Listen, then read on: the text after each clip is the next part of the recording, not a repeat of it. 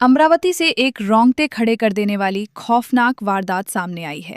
शहरा लगत के राजूरा पारधी बेड़ा परिसर के जंगलों में एक 20 से 22 वर्षीय अज्ञात तरुणी की अर्धवट जली हुई लाश मिलने से पूरे इलाके में सनसनी फैल गई है। आशंका है कि 3 दिन पहले तरुणी के सिर पर लोखंडी रॉड से वार कर उसकी बेरहमी से हत्या की गई और पहचान छुपाने के लिए शव को जंगल में जला दिया गया।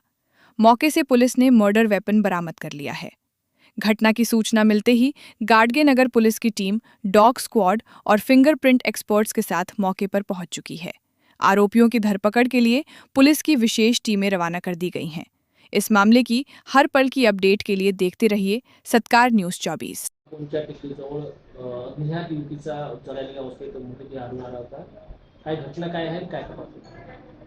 पोलीस स्टेशन गाडगेनगर अमरावती शहर येथील जो तपोवन परिसर जो आहे त्या परिसरातील जो पडीत जे जंगल परिसर आहे तपोवन संस्थेचा त्या परिसरामध्ये दिनांक 2 जून रोजी दुपारी 1:30 वाजता त्या दरम्यान असा एक फोन आला आम्हाला की बा अशा प्रकारची एक जळालेल्या अवस्थेतील एका महिलेचे प्रेत त्या ठिकाणी पडून आहे. त्या अनुषंगाने आम्ही वरिष्ठ अधिकारी व आम्ही स्टाफसह त्या ठिकाणी गेलो होता. त्या ठिकाणी एक मृत अवस्थेत जळालेल्या अर्ध अवस्थेत महिला जातीचे प्रेत आढळून आले.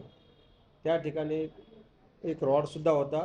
म्हणजे त्याच्यामुळे हे सगळं क्लिअर झालं होतं की त्या महिलेसोबत काहीतरी घातपात झाला असावा आणि तिला मारलं असावं आणि पुरावा नष्ट करण्याच्या दृष्टिकोनातून तिच्यावर तिला जाळून टाकण्याचा प्रयत्न केला. परंतु जे काय असेल लोकांच्या भीतीपुढे किंवा येणार जाणाऱ्यांच्या याच्या भीतीमुळे तो व्यक्ती फास्टमध्ये जो काही कृत्य करणारा होता आरोपी अज्ञात व्यक्ती तो पळून गेला आणि ती महिला पूर्णपणे जळालेली नाही. त्या घटनेला साधारणतः 36 ते 38 तास उलटून गेलेले असल्यामुळे आणि उष्ण वातावरण असल्यामुळे बऱ्यापैकी ती बॉडी जी आहे शरीर जे प्रेत होतं ते कुजण्यास सुरुवात झालेली होती. चेहऱ्याला जमिनीला टेकलेला असल्यामुळे पूर्ण त्याच्यामध्ये अळ्या पडलेल्या होत्या. त्यामुळे चेहरा ओळखण्यासारखा नव्हता आणि महिलेच्या अंगावरील जे काही अर्धवट जळालेले कपडे होते, जो स्टॉल होता, गुंडाळलेला चेहरा आणि इकडे हातापायाला असलेले नखपालिश आणि हातात अंगावर असलेला पिवळ्या कलरचा जो काही ड्रेस होता तुकडा उरलेला आहे, त्याच्यावरून जे काही एक पोलीस स्टेशन फैजरपुरा हद्दीत राहणारे राजुरा गावातील या घटनेपासून 200 मीटर अंतरावरील जे इसम आहे थोरात नावाची व्यक्ती जे आहेत त्या व्यक्तींनी त्यांची ही मुलगी नातेवाईक असल्याचे सांगितले. त्याबद्दल त्यांनी पोलीस स्टेशन फैजरपुरा येथे ते काही मिसिंगची तक्रार घरून गेल्यावर दाखल करणार आहेत. परंतु दाखल झाली की नाही अद्याप माहिती घेणे सुरू आहे आणि त्यांनी बघितले की हे आमचेच नातेवाईक आहे असं त्यांनी प्रथमदर्शनी सांगितलेले आहे. परंतु प्रेताची कुजलेली अवस्था आणि त्या अनुषंगाने तिच्या आईवडिलांना त्या ठिकाणी बोलावण्यात आले. आईवडील आज सकाळी मर्चुरीमध्ये ज्यावेळेस प्रेत आणले त्यावेळेस त्यांनी प्रथमदर्शनी सांगत आहेत की बा हे माझ्या मुलीचे आहे. परंतु अद्याप कन्फर्म होणे बाकी आहे. त्या दृष्टिकोनातून पोलीस POM करत आहेत. सोबतच DNA टेस्ट मॅच करून घेण्यात येत आहे. मुलीचे आईवडील आणि मुलीचे जे काही प्रेत जे मिळालेलं आहे त्या मुलीचं सुद्धा प्रेतचा DNA टेस्टसाठी प्रयत्न करत आहोत आम्ही. ते करून घेण्यात आहोत. ते जी मुलगी निघून गेलेली होती तिचं नाव होतं काजल जितेंद्र इंगळे. ही मुलगी मिसिंग आहे. त्यामुळे हीच ती मुलगी आहे हे अद्याप मला सांगणे शक्य नाही. परंतु जे काही तिचे नातेवाईक आले त्यांनी सांगितलेलं आहे की ती आहे. परंतु अद्याप 100% खात्री नाही. आम्ही त्याचा पुढील DNA टेस्ट व इतर जे काही पुरावे आहेत ते गोळा करूनच ते आम्ही निश्चित त्या याच्यापर्यंत पोहोचू शकू. त्या मुलीच्या संपर्कातील जे काही संशयित व्यक्ती होते त्यांच्या नातेवाईकांनी व इतर ज्या व्यक्तींनी माहिती दिली त्या 2 संशयित व्यक्तींना गुन्हे शाखा व आमच्या पोलीस स्टेशनने आम्ही ताब्यात घेतलेलं आहे आणि त्यांच्याकडून विचारपूस चालू आहे, चौकशी सुरू आहे.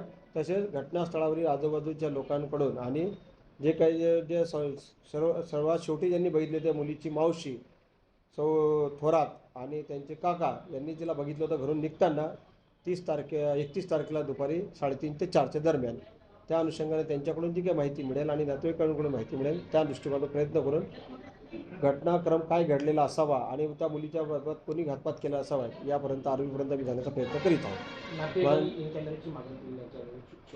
हो, शवविच्छेदन करत असताना जे काही प्रोसेस असते बॉडी डिकम्पोज होणे सुरू असल्यामुळे आपण डॉक्टरांची टीम, महिला अधिकारी आणि या ठिकाणी इन कॅमेऱ्याच्या मध्ये आणि जे काही ज्यांनी ओळख पटवलेली आहे शासकीय पंच आणि ओळख पटवलेले जे नातेवाईक आहेत त्यांच्या समक्ष ती इन कॅमेरामध्ये आपण त्याचं संशोधन करत आहोत आणि प्रेत आपल्याच ताब्यात ठेवत आहोत जोपर्यंत त्याचं कन्फर्मेशन येत नाही आहे.